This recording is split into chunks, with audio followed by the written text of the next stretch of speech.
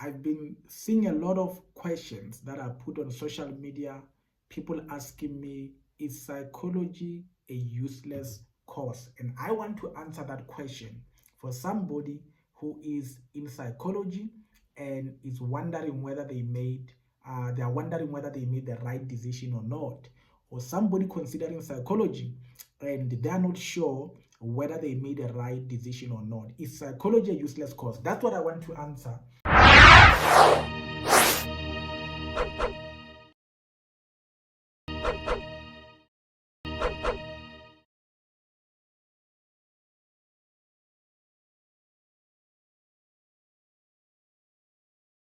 Greetings, friends, and I greet you, and I'm happy that you are here on the channel and where you want to get more information about how to live life to the fullest. And I welcome you.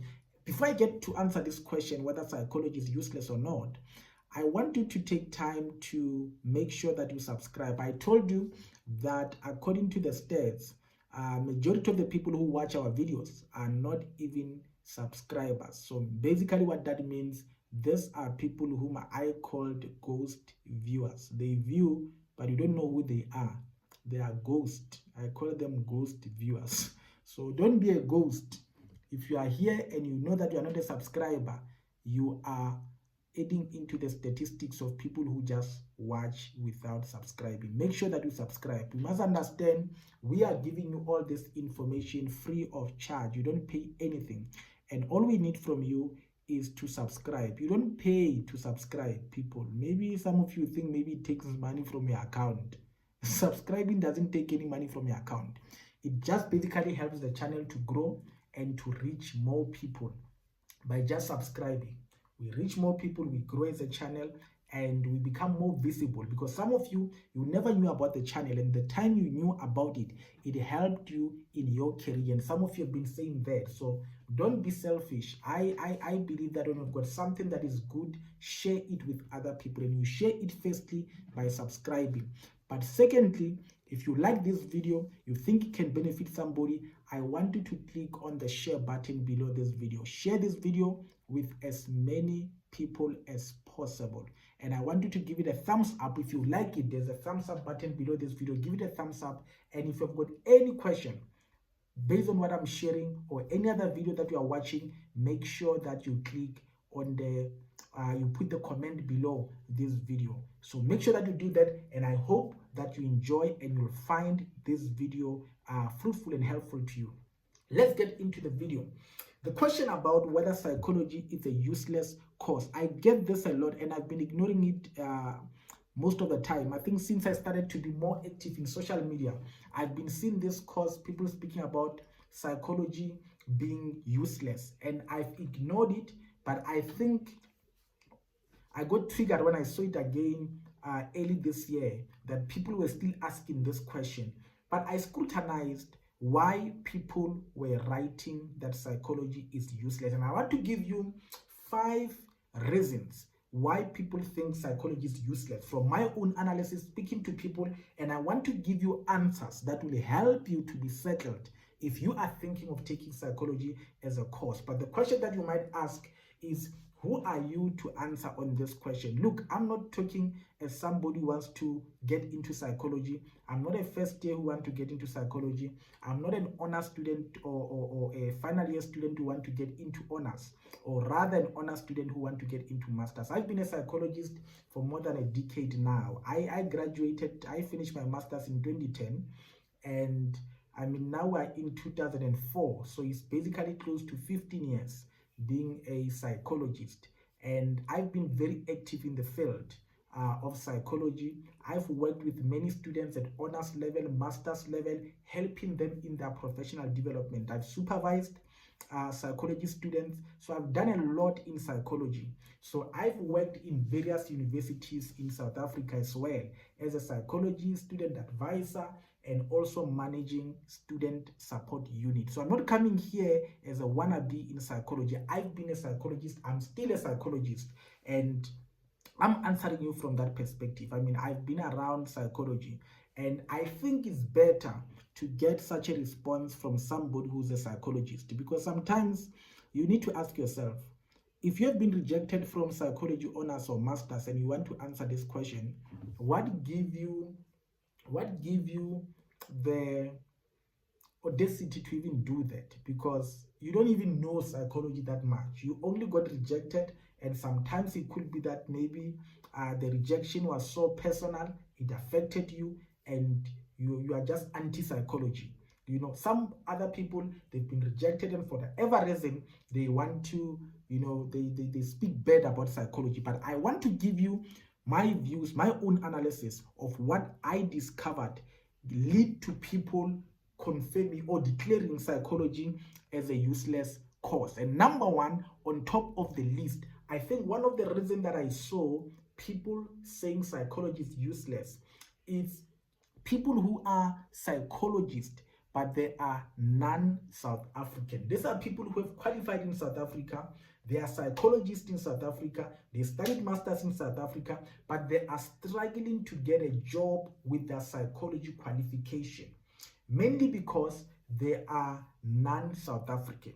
Now, when I look at this matter, I've realized it is true, and indeed, you might get people who are psychologists who are not employed or are struggling to get a job, but not because psychology doesn't have a job, but you find that such people, they are non-South African. And I mean, if you watch media news reports, you will understand that the Minister of Home Affairs, they have actually, the Ministry of Home Affairs has declared and has, I mean, openly spoken about the delay on the permits, which means if you are non-South African, it's going to be difficult to get a work permit. So to work in South Africa, you need a work permit. Sometimes other universities, they allow you to work within the institute with a study visa if you do your postdoc and all of that. But I mean, the reality is that somebody who's a non-South African without a permit, it is difficult and it's illegal also to work without a permit. So these people who say psychology is useless, and because they are not getting a job, mainly because they are non-South African graduates, I think that needs to be evaluated, because, you know, there are ways that one can actually get a visa in South Africa, but psychology is not on the requirements. For example, one can get a job if they are doing courses that fall under critical skill courses or careers, and psychology is not one of them. So when somebody does a psychology in South Africa and is non-South African, you must know the possibilities that you are going to delay on the permit are very high, and that on its own is going to affect you getting a job in South Africa. It is not because psychology is useless, it's that the reason is that you are not a South African and you need a permit. And without a permit, you are going to delay getting a job. And jobs are going to be there, but they're not going to consider you until your permit issues are sorted. So you must understand one thing. In South Africa, there are people who get permits to work, but majority of the people who are prioritized are people who are doing what we call critical skills careers that fall under the critical skill list. And I must tell you, most of the time people confuse the two. There are two lists that are most important when it comes to career. There's what we call occupations that are high in demand, of which South Africa is part of which not South Africa rather, psychology is part of that. What are these careers? These are careers that have shown a high employment growth, which means when they look at the past year, the current year, they can predict that this career is going to continue employing more people. There's been demand in this career within employment area. So people are getting employed and there's a growth in employment. These are careers that falls under what we call occupations in high demand. But there are other careers that focus on skills that there's a shortage in South Africa, and they call them critical skills. There's a list for that. Watch the video where I will be sharing about that and giving you how to get this list. If you do those careers, you can apply to Home Affairs for critical skill visa, and you are able to get a visa and get employed. So I hope this clarifies. When you hear somebody saying psychology is useless and you realize they are non-South African, check this, because this could be one of the reasons why they make such a claim that psychology is a useless career. But number two, One of the reasons that people, I see this a lot. I see this a lot on TikTok, on social media. People say psychology takes too long and it is not good to break poverty. I mean, I hear this. I don't even know what they mean when they say psychology is not good to, to break poverty. And I think people who say this, they've got different meanings about it, you know. But my own view or analysis of this statement, it basically implies, from what I understand from the people I spoke to, they mean that psychology, because it's taking long, it's gonna take you long before you can work, and if you don't work, you'll not be able to get out of poverty. In essence, that's the essence of what they mean by that.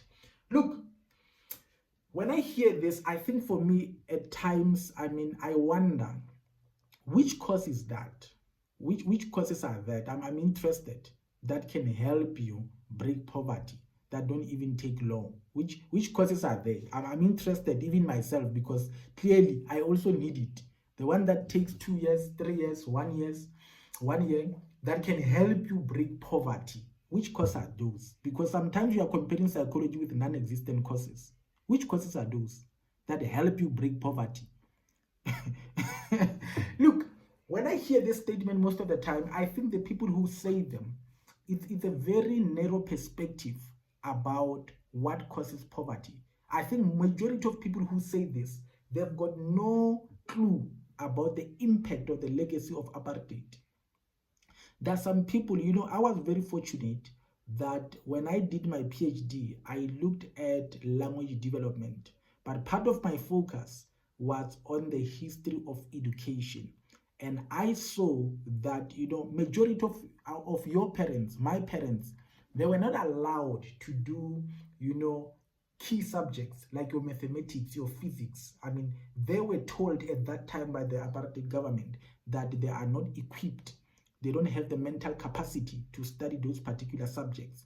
And they were also not allowed to follow certain careers. You know, they could not follow careers that could advance them, that had, you know, high income level, like engineering. They could not do those kind of careers. They could not become, you know, do careers that will help them get out of their poverty at that time. You know, they were not allowed. There was no access. That is why now we speak about issues of redress. We speak about issues of access. We are basically giving access to people who were previously prevented from accessing opportunities. So when you speak about, you know, breaking poverty, you must understand poverty is not something that is 3 years old.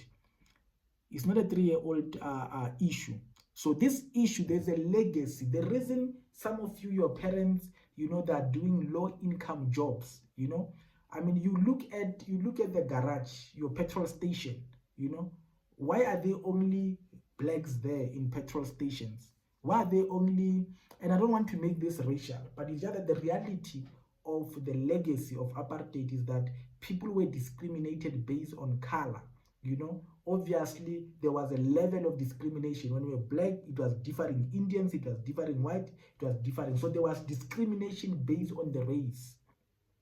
Based on the race, which means now there are majority of black people who were discriminated. That is why you look at the people on NSFAS. Look at the people there on NSFAS. This will show you how many people, which race actually has suffered a lot in terms of the legacy of apartheid. Look at your white neighborhood. Look at the people who are working as helpers. Even at your community, look at the people who work as helpers, who look after kids, whom your parents employ as helpers. You find that there's none of them who's white. That doesn't mean only black people know how to look after kids. Only black people know how to look after kids. Only black people know how to put petrol at the petrol station. Is it only black people who know how to do that? No. Look at your university. Who are gardeners there? Does it mean only black people know how to do garden? Only black people know how to do garden. No, my brother. No, my sister. What you are looking, what you are seeing around you is what we call a legacy of apartheid. Your parents, my parents, they don't like working where they're working. Had they had the opportunity, probably majority of them would have had a better job. We're not the best people to work in the mine and go underground and come sweating. We're not the best people to work on the road, to be the one doing the road, putting a tar road there, sweating. We're not the best people to do that. It's just that when poverty comes, it makes you do things that will put bread on the table. So when you speak about now that psychology takes long and it's not good to break poverty, do you even understand where poverty comes from? Do you even understand the legacy that has led us to be where we are? Look at your class. Some of you who are in honors class, and I'm not talking about people who are in Limpopo, where there's only black people in class or only black people in your master's class. Look at historically white institute in the honors and the master's class. You'll find that almost every white person in that class has got a car. Every white person in that class. If there's a black person, if you are many black people, there might be one or two, but majority of white people in that class, they will have a car. Whether it's the car of their uncle or whoever is beside the point, because you don't even have an uncle to borrow you a car. Do you think that's a coincidence? That when the class finish at 7, people go out, they get into their car. You still have to scratch your head where the next taxi will come from. You think that's a coincidence? No, my brother. No, my sister, it's not a coincidence. There's a history that we come from. And I don't think there's a course, whether 3 years, 2 years, that is able to break that legacy. There's no course like that. I wish I knew it. There's no course like that can break your poverty. Just studying a course 3 years, you get out of poverty after completing. Let me tell you, even if you get the best course of 3 years, you do engineering, you still have years, my brother, to come out of poverty. You have years to come out of poverty. That's why people speak about black tax. I mean, to get out of poverty, remember, it's not even about you only. Even your relative, they need to be helped. That is why you've got brothers, sisters who can go to school, who can perform well. You know, the legacy of apartheid also affected mentality. That is why your parents, sometimes the way they think, I mean, even you are, why do they think like that? Is the legacy. It makes them to think in an inferior way. So there's no course, my brother, that will do that. No, my brother. No, my sister. There's no course like that. I'm sorry. I'm sorry. So don't burden psychology with things that has nothing to do with psychology. That is why I always encourage you people that if you get an opportunity, and I must tell you, the best time to study, it is now. The best time to study. I remember during our time, NSFAS had to be paid in full. Now NSFAS is 100% bursary. You get it, all you have to do is to pass. That's all. You just have to pass. Get your NSFAS and pass. I'm a graduate of NSFAS. You know, get your NSFAS and pass. And if you are doing a course that has got a PhD level that allows you, you become competitive to do a PhD, I'll say go for a PhD. Don't settle for the quick fix course, microwave finishing course, where you finish in 6 months. You've got, 10 certificates that you finished in 6 months, but you still can't get a job. It's because of the microwave mentality. Don't do courses like that. A minimum course that you should do, it should be a diploma, it should be a degree, but I will say pursue. Don't just end with a degree. Don't just end with a diploma. Get your honors. Don't end with your honors. Get your masters. Don't end with your masters. Get a PhD. The minute you get a PhD, people, you become a minority. You become a minority. The number of people, I think only 27% of people, I think, in South Africa have got PhD. The number is very low. You become a minority the minute you get your PhD. So I will say, don't only focus on you are even crying, oh, masters, guys. Me, I'm not going to encourage you to do masters. I'll say encourage you to get a PhD. If you really want to break poverty, get a PhD on any course that you are, whether you are doing chemistry, whether you are doing whatever course that you are doing, get a PhD. You know that you have left the majority. You are no longer part of the majority. You are part of the minority. And tell me, if getting a PhD, which ultimately it will also move you on the salary level, it will take you higher. And tell me, with a PhD over a 5-year period, 10-year period, wouldn't that get you out of poverty? Not a 3-year course, not a 4-year course. Poverty, my brother, my sister, it's very rooted on many factors.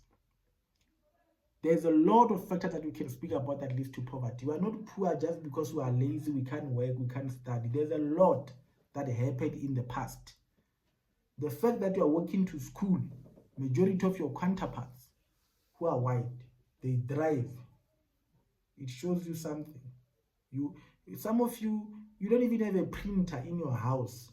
You find that your white counterparts in class have got printers in their house, which means if you've got an assignment, you need to rush to rest to go and print before you can submit, and you are late to submit. So you still need more time to produce the same things in class than some of your counterparts. Some of you, even if you have a printed home, it's like it's decorating. They even clean it, they polish it. They polish it, your printer, because they can't afford ink. Now you want to tell me that poverty is something that can be dealt with a 3-year course? No. It's not a coincidence, people, that we are where we are. And some of you, because you get so easily discouraged, don't be easily discouraged. You need to be resilient. You need to show resilience. Tough times are going to come. You'll wish you can run away from home. You'll wish you can belong somewhere else. But you need to be resilient. I can show you, with time, you are going to get out of your situation. With the right mentality and time, you are going to get out of your situation. It doesn't matter whether you are in Alexander. It doesn't matter whether you are in Govimbaba, in the Eastern Cape, or deep rural in the Eastern Cape. With time and focus and studying, you are going to get out of your situation. You just need to be focused and pursue your dream. You are going to get out. Don't focus on 3 years. Don't focus on 4 years. That's why I tell you, if you are a student, if you are on this channel, you want to get out of poverty, first step, don't allow anybody to just be getting high marks above you in class. Regardless of color, nobody should get above you. If you get a rest, that rest, let it become your study room. Let it become your, when you get a rest, let it become your study room. That rest, I can't be in the rest 24/7 and people are getting high marks than me. So make sure that you change your mentality. Change your mentality. Tell yourself, I'm going to invest 7 years of study. Whether it's psychology, whether it's chemistry, whether it's engineering. But if engineering, people get a degree, I'm going for masters. I mean, obviously, majority of people don't go PhD in engineering. It's not too much necessary. But masters, then you distinguish yourself. They might be engineers, but not in my level. So always make sure that your education distinguishes you. Then it will be easy to break poverty, because then you never beg for a job. You never beg for a job. But if you want to continue with the microwave courses, 3 years, quick fix, 2 years, 1 year, 6 months, you are welcome. Let's see if that will break poverty. Continue. Let's see. The other thing that we get that people mention that about psychology being useless, is people who say, no, we never knew that psychology takes so long. Guys, that is not psychology's problem. That is lack of career guidance. And it's not the problem of psychology. It's not the problem of the university. It's not the problem of your lecturer. It's a problem of your school. Majority of you guys, you come from poor schooling background. I come from that as well. There's no career guidance. Career guidance doesn't start at varsity. Varsity, they actually supplement. Because by the time you get into varsity and get help and see psychologists, majority of you are registered already. That is why some of you will change courses. It's too late. Career guidance, I think the earliest or the better time to get it is around grade 9 at this point. Looking at the current education system at grade 9. Because by grade 10, you start to choose subjects. So tell me, at your school, do they have career guidance? That is why in this channel, you can check below this video, there's a link where I say, if you want me to visit your school, fill that link. Why? Because I know without career guidance, majority of the learners are going to change their course. In their first year or second year, they're going to change their course. Why? Because of wrong information. So I volunteer to say, you know what? I want to go to schools. Let me tell you, there are certain schools, black schools, that I've written to them. I said, I want to come. They're not even responding. Others respond today, they'll reply to a message after a month, which means that leader at that school, those teachers there, they don't care about those students. That is why, even if I can push them, they'll never respond. You see? So that's the issue that we are having in South Africa. The school system, majority of the school, there is no resources. So people come to varsity without career guidance. So you get into psychology, not because you know about psychology, but during January, February, the space were full and psychology was available. You chose psychology. Don't lie about psychology. You chose psychology because the space was available. Some of you never even knew about psychology, how to get into masters, how to get into honors. You only knew when you were in third year. Some of you only knew when you were in honors what is required at masters. Your marks at that time are already poor. That is why you are struggling to get into the masters. You are struggling to get into the honors. But if you don't get there, you start to blame psychology. You don't say, I didn't know. I didn't have the information. I did not inquire about this career. I only knew about it late. The issue is not psychology. You knew about psychology process, psychology requirements to be a psychologist late. And by that time, probably your marks were bad. And some of you, if you can be honest, you are not even attending class. You're not attending class. Psychology is too nice. Even if you don't attend, you will pass. Yes, you will pass, but with my daughter's score. If you don't know my daughter's score, check the Zulu dictionary. What is my daughter's score? You'll pass with just 50s, 60s. And then you're going to come and blame psychology. It is not the issue of psychology. The fact that you knew information late is poor schooling background. But you also had a responsibility to inquire. When you go to university, you register for a course. You had a responsibility to inquire. That is why I wrote this book for you. And if you don't have this book, I want you to click on the link below this video. Make sure you get this book. It's not for honors and master student only. This book is for every student in psychology who want to pursue a career in psychology. The link is below this video. I teach you what you have to do to succeed in psychology. I wrote it because I know that people who only know about psychology late. So get the book so that you understand what psychology is all about. And you don't go around telling people that psychology is a useless course. The last reason that I hear people speaking why psychology is useless is because people say they select few people. I don't know if that should be a justifiable reason to make psychology useless. You know, now in 2024, there are over 500,000 matriculants who finished matric. Matriculants who finished in 2023, who got their results few weeks ago. There are over 500,000. Are you aware that even universities combined in TVETs don't have sufficient space to accommodate them? Can we say the education system is useless? Everything that we do at university is useless. Every professor is useless. Every university is useless. Just because they are not taking all the people who finish matric? No. The fact that they are selecting a few has nothing to do with the course being useless or the course being useful. There's nothing to do with that. I've told you in a video, there's a video I've done, and I mentioned why psychology select a few. And I told you, psychology, like medicine, look at medicine, for example. Do you know that there are 26 universities in South Africa, but I think only about 10 have medical school.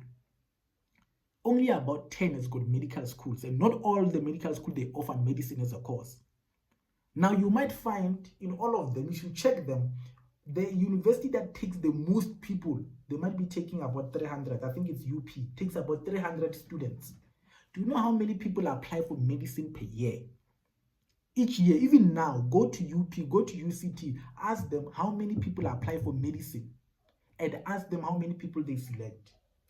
Even if they can say they select 50 or they select 100 or they select 250, you find that only few people are selected from matric, others they come from degree level, others they come from first year, others they come from South African Defence Force. So it's not all the total number of people they select for medicine are from matric. So if they get 2,000 applications and they tell you they are selecting 250, you find only 150 is from matric. Now, can we say medicine is useless just because they don't select everybody who apply? Just because they select a few from the majority that apply? Tell me which course is that, people, at honors level or master's level that takes everybody who applies? Which course is that? People, psychology, like medicine, is a professional qualification.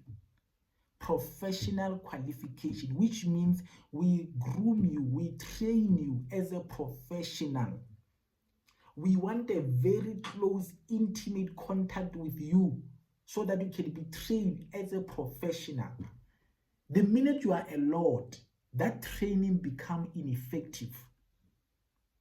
Ineffective. Imagine a doctor who has always been 100 doctors around one cadaver. Cadaver is a dead person. When you do medicine, they've got what they call cadavers. They go around a dead person, they dissect, they see the veins of the body. Imagine if 100 people go around one body, and after 6 years, they come and want to cut your body. Say, we've qualified.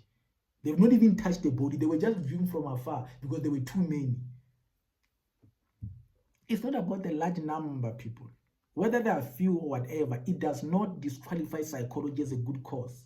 Selecting few doesn't make psychology a bad course or a useless course. There are reasons why they are selecting a few. You must understand, with psychology, people, the only medication you have, the only tool that we have, rather, when you work with people, is your mind, your ears, and your brain. Your brain, rather, your ears, and your mouth. You don't have a stethoscope to say, let me hear the heartbeat and analyze. No. You have your brain, you have your ear, you have your mouth. The only supplementary information that you have is a test that you can do, assessment tools that you can do. So when I'm sitting there, tell me more, tell me about yourself. That's the only tools I have to work with people. What kind of training do you need for that? Do you think 100 people in a class can help you do that? To sit there with a person with problems, family issues that require you to be attentive, analyze what the person is saying, and be able to respond. You think 100 people in a class who can be able to achieve that at a master's level? No. No, people. No. You see, understand what psychology is. It's a professional qualification. So we select a few for a reason. For a reason. And don't tell me, why are we 200 in first year? Go ask in a class. You find even that 200, some are social workers. Some they belong to criminology. Some they are sociology. Not everybody in there want to become a psychologist. The fact that we are 500 doesn't mean we all want to become psychologists. So all this is lack of information or wrong information.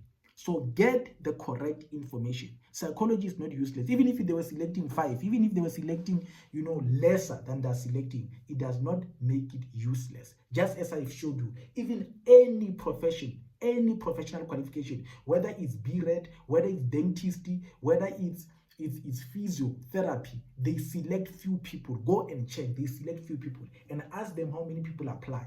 They select few. Check pharmacy. How many people? They select few people, and many people apply for those courses. And those courses are not useless at all. They are not. So, those are the 5 reasons that people give to say psychology is useless. I've given you my reasons why I don't think psychology is useless. But I want to conclude with these words to say, I've been a psychologist for many years, and I've worked in different positions as a psychologist, and I'm yet to see somebody who's stressed because they became psychologist. They regret, this useless course. I'm yet to see one. Who regrets for this useless course? I'm yet to see one. Majority of people who complain, who speak bad about psychologists, they are not even psychologists. But I can assure you, if you do psychology, complete it and become a psychologist, I can assure you, you are hardly going to be regretting it at all. I'm closing with this. The last thing about psychology, which I think for me is key, psychology is a lifelong career. Your lecturer, your professor in economics, in sociology, when they reach 60, unfortunately, they have to retire. With psychology, even if I work for university, by 60, I can open a practice if I don't have it by then and continue working until I die. Psychology, like medicine, I can make a practice and make it a business. My kids can come work in the practice. They can become psychologists and take over the legacy. Psychology is not just a course, people. It's not just a course. You can build a business out of that psychology course that you do. So don't let people lie to you about psychology. Hear from me, psychology is not a useless course at all. I know psychologists this year, in 2023, who have changed jobs more than 3 times. In 2023 alone, I know psychologists who have changed jobs more than 3 times in 2023 because they don't struggle to get a job in 2023. So don't let people lie to you. I know people who have been psychologists now for long, for 5 years, 10 years, and even today, they don't regret doing psychology. I meet people daily who have been psychologists for long. I'm yet to find one who regrets being a psychologist. I've been a psychologist as well for long. 15 years, 14 years, I think it's significantly long. And I'm also saying I'm yet to regret. But I think more so, I think psychology is not even close to being useless, mainly because psychology is a lifelong career. It's a lifelong career. You are a psychologist until you die. Your sociology lecturer, your engineer at a SASOL, when they turn 60, unfortunately they have to go and retire. But as a psychologist, I can continue until I die. Even if I work for a school, even if I work for a company, when I turn 60, I can continue at the practice. Just like a medical doctor. I mean, you have seen doctors who are 80s, 90s, they still are working, at their practice. Psychology can do that. So you're not just studying for a career that is short term, that is ending at 60 years. You are studying for a career that is lifelong career. So don't let people lie to you, my brother, my sister. Hear from me. I've been a psychologist, and I believe psychology is not a useless course at all. Let me end it there and wish you that you continue living life to the fullest. If you're not yet a subscriber, subscribe, share this video with as many people as possible. Enjoy the rest of your day.